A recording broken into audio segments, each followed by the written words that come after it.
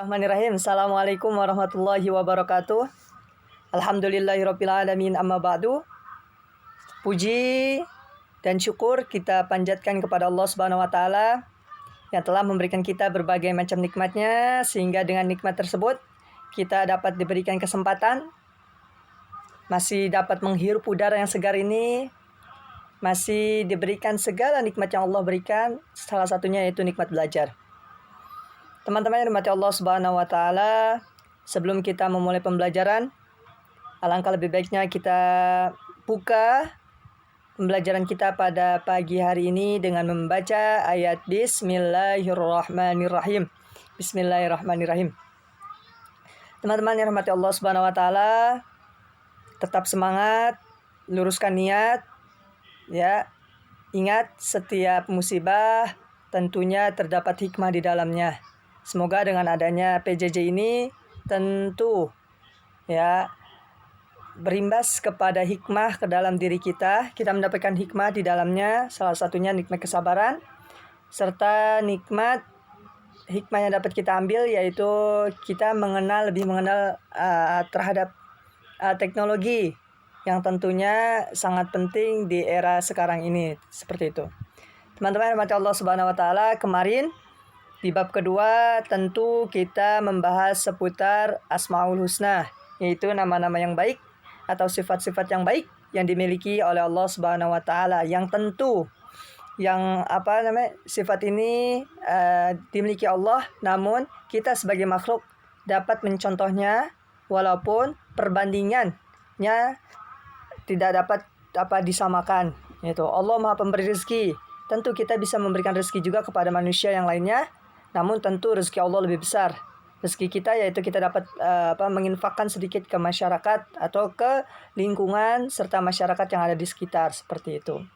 Teman-teman rahmati Allah Subhanahu wa taala, kemarin di bab kedua pertemuan sebelumnya kakak telah menjelaskan Asmaul Husna seputar Ar-Razzaq dan Al-Fattah. Dan insyaallah pada pagi hari yang cerah ini kakak akan sedikit menyampaikan seputar Asy-Syakur dan Al-Mughni. Silakan teman-teman dibuka bukunya di halaman yang ini. Ya, dibuka halamannya 21. Baik. Ayo semangat. Bismillahirrahmanirrahim. Asy-Syakur. Asy-Syakur artinya adalah Allah yang Maha mensyukuri atau yang berterima kasih. Ya. Adapun bukti bahwasanya Allah Subhanahu wa taala memiliki sifat Asy-Syakur, yaitu Allah selalu memberikan balasan kepada orang-orang yang selalu berbuat baik, kepada orang-orang yang selalu bersyukur kepada Allah Subhanahu wa taala. Dengan apakah? Ya, bagi mereka yang bersyukur atas nikmat yang diberikan oleh Allah Subhanahu wa taala, maka sesungguhnya Allah akan memberikan balasan kepadanya, kepada orang yang bersyukur, yaitu nikmat yang bertambah kepada orang tersebut.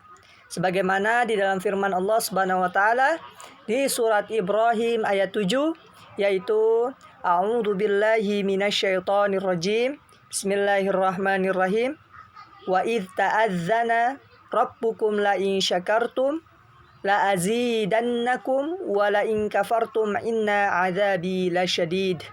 Yang artinya, dan ingatlah ketika Tuhanmu, yaitu Allah Subhanahu wa taala, Tuhan kita memaklumkan, sungguh jika kalian bersyukur, pasti kami akan menambah nikmat kepadamu. Dan jika kalian mengingkari nikmat Allah Subhanahu wa taala, maka sungguh siksa Allah Subhanahu wa taala sangatlah amat pedih.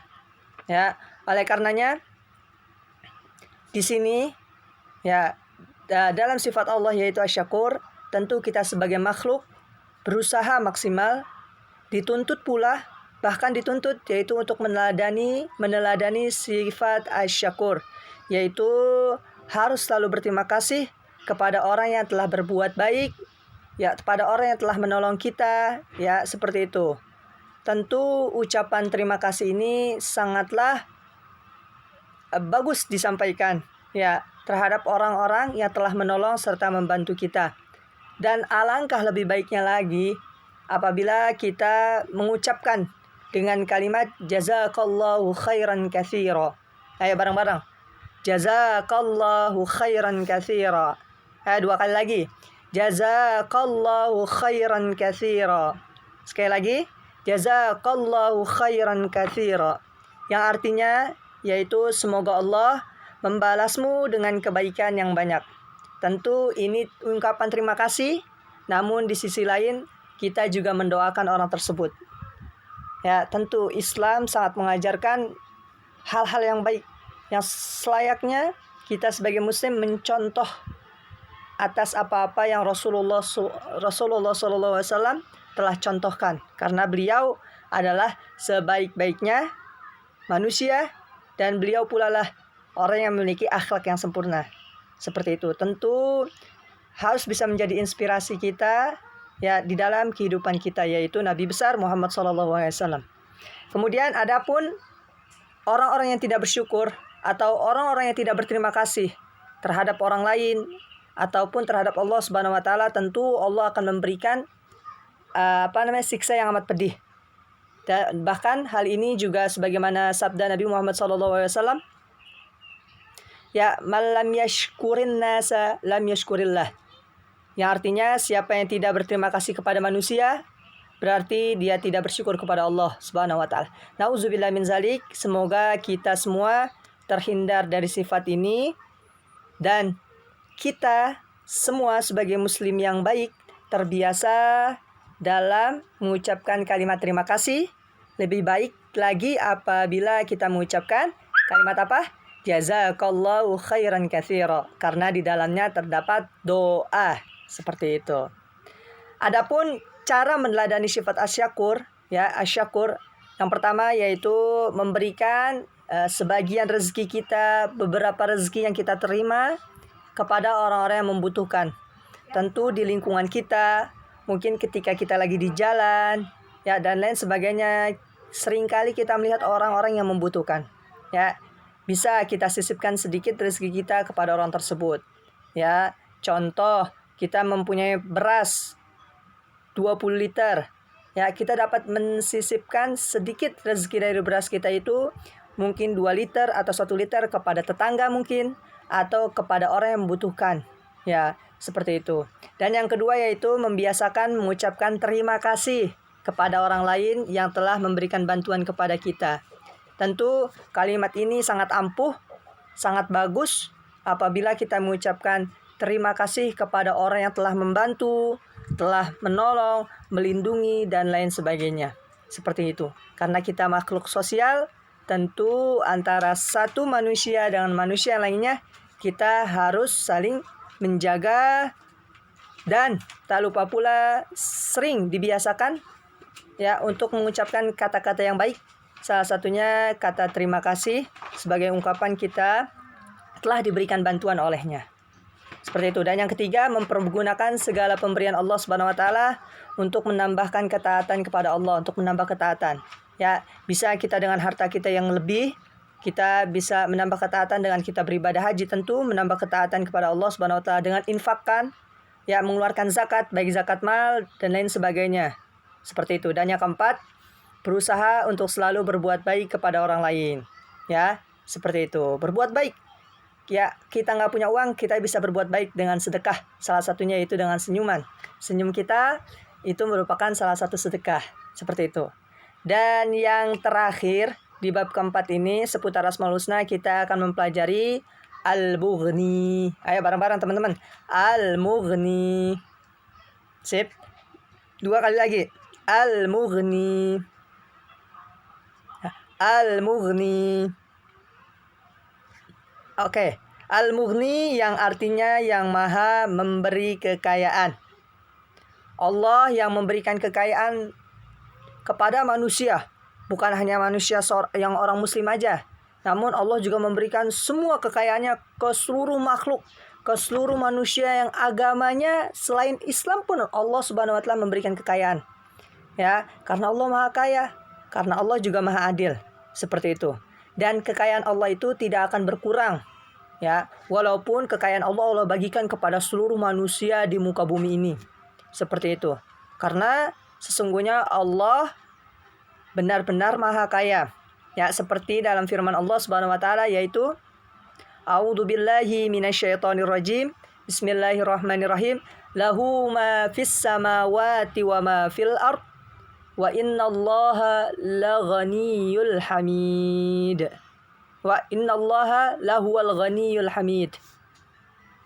Yang artinya kepunyaan Allah lah segala yang ada di langit dan segala yang ada di bumi. Dan sesungguhnya Allah benar-benar maha kaya dan maha terpuji. Ya, perlu dipahami teman-teman, kekayaan tidak selamanya membahagiakan manusia. Ya, seperti itu.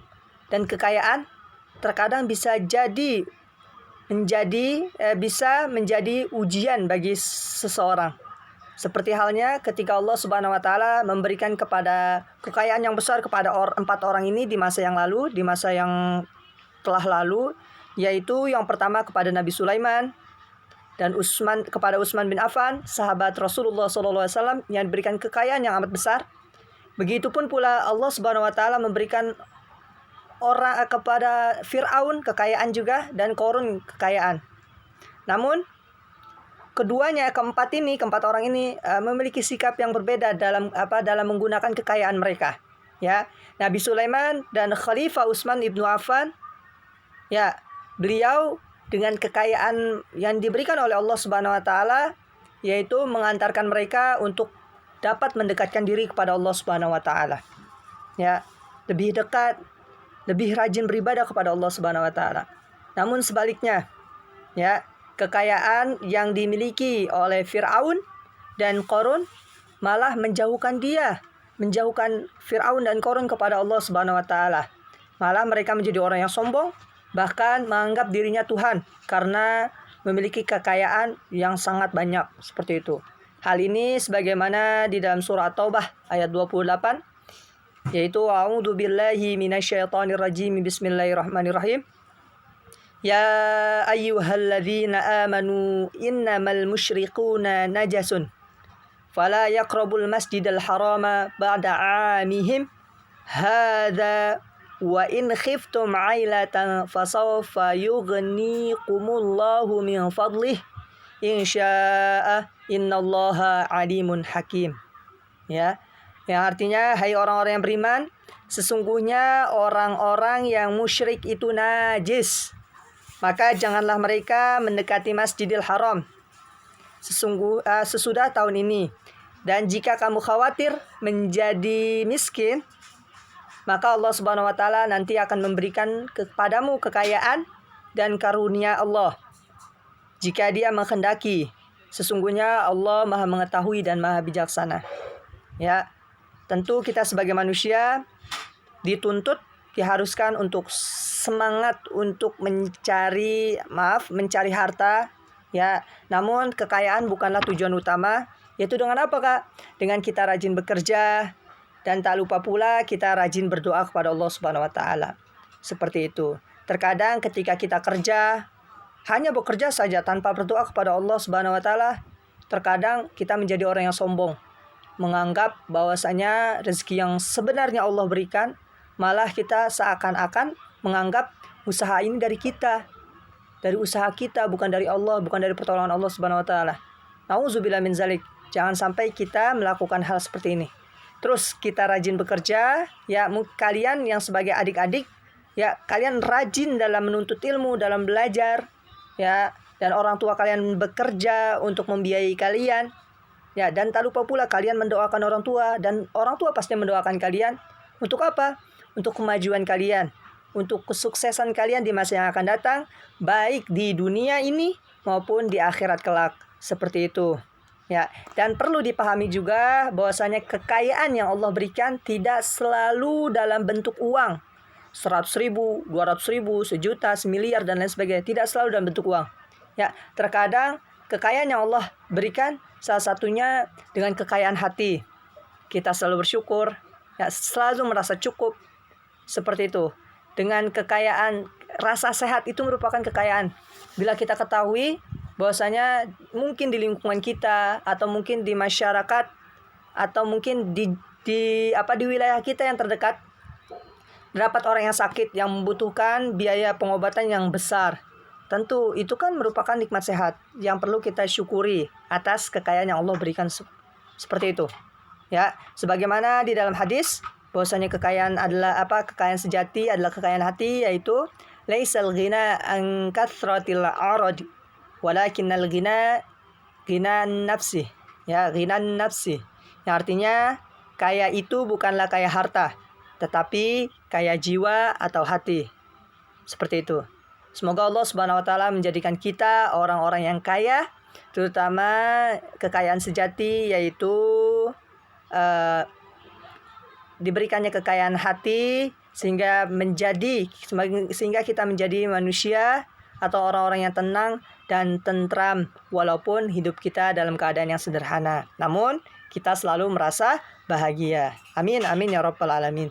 Adapun orang-orang yang meneladani sikap al-mughni atau sifat al-mughni, yaitu ciri-cirinya yaitu mereka akan giat belajar dan bekerja. Ya, karena mereka yakin bahwasanya semuanya perlu yang namanya usaha, semuanya perlu yang namanya proses. Maka ia giat semangat dalam bekerja dan belajar. Kita juga harus semangat bekerja dan belajar. Kalian belajar, kakak juga belajar, orang tua kalian juga belajar. Karena yang namanya belajar itu tidak ada habisnya. Sampai kapan, Kak? Sampai kita di dalam kubur. Seperti itu. Dan yang kedua, tidak pernah bosan untuk selalu berdoa kepada Allah Subhanahu wa taala, minta sama Allah. Ya, jangan pernah bosan karena Allah Subhanahu wa taala Maha menerima. Ya, dan apalagi Allah Subhanahu wa taala juga malu apabila melihat hambanya, melihat kita berdoa kepada Allah Subhanahu wa taala, Allah tidak mengabulkan. Allah bahkan malu sendiri. Seperti itu. Tentu kita jangan pernah bosan, jangan pernah tidak berdoa kepada Allah Subhanahu wa taala. Selalu di dalam salat-salat kita berdoa kepada Allah. Dan yang ketiga, bersifat kasih sayang kepada setiap orang yang membutuhkan. Ya, baik fakir, miskin, tetangga yang dalam keadaan susah, tentu akan adanya rasa kasih sayang kepadanya. Seperti itu. Ya, mungkin kakak rasa cukup materi kita sampai sini, dan selebihnya kalian bisa dipelajari lagi, dibaca lagi. Ya, ingat, harus giat belajar dan bekerja. Dan sekarang waktunya kalian semangat untuk belajar. Seperti itu. Jangan malas, hindari sifat malas. Karena malas adalah kunci keburukan seseorang. Ya, kunci kegagalan seseorang. Seperti itu. Kakak rasa cukup. Wabillahi taufiq wal hidayah. Marilah kita tutup dengan membaca ayat Alhamdulillahirabbil alamin. Kurang lebihnya kakak mohon maaf apabila ada kata-kata yang salah datangnya dari kakak pribadi, dan apabila ada yang benar datangnya dari Allah Subhanahu wa taala melalui lisan kakak. Seperti itu. Billahi taufiq wal hidayah. Assalamualaikum warahmatullahi wabarakatuh.